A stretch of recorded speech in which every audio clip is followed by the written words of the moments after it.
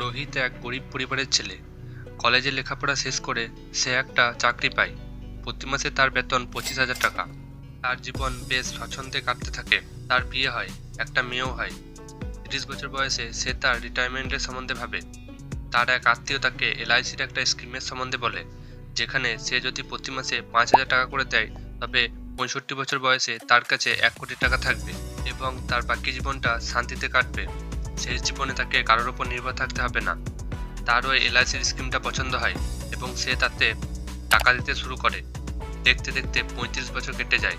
LIC থেকে তার টাকা পাওয়ার সময় চলে আসে। রোহিতের ব্যাংকে 1 কোটি টাকা, কিন্তু সে যেমনটা ভেবেছিল তেমনটা হয় না। 30 বছর আগে তার 1 কোটি টাকা অনেক বেশি বলে মনে হয়েছিল, কিন্তু এখন সে বুঝতে পারে ওই 1 কোটি টাকায় তার বাকি জীবন কাটবে না। 35 বছর আগে যেখানে তার বাড়ির খরচ 15-16 হাজার টাকা ছিল, ঠিক একই লাইফস্টাইল মেনটেন করতে হলে তাকে এখন 1 লক্ষ টাকা খরচ করতে হবে। সে তখন বোঝেনি প্রতি বছর জিনিসের দামও ধীরে ধীরে বাড়ছে।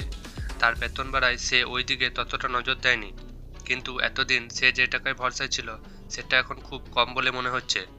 বিনিয়োগের আগে ইনফ্লেশনের কথা তার মাথায় ছিল না, তাই এখন 65 বছর বয়সে তার কাছে 1 কোটি টাকা থাকা সত্ত্বেও তাকে বুঝে খরচ করতে হয়। এই গল্পের শিক্ষা, ভবিষ্যতের জন্য টাকা সঞ্চয় করার সময় সর্বদাই ইনফ্লেশনের কথা মাথায় রাখতে হবে। ভারতের মতো উন্নত দেশে গড় ইনফ্লেশন 6%। তাই আমাদের এমনভাবে বিনিয়োগ করতে হবে যাতে আমরা ওই ইনফ্লেশনের থেকে বেশি রিটার্ন আনতে পারি। ভবিষ্যতের কোনো আর্থিক লক্ষ্য থাকলে ইনফ্লেশনকে জুড়ে কত টাকা লাগবে তা হিসাব করে তারপর বুঝে বিনিয়োগ করতে হবে। কারণ আজ 1 লক্ষ টাকায় যা কিনতে পারবো, 10 বছর পর ওই একই জিনিস কেনার জন্য 1,80,000 টাকা লাগবে।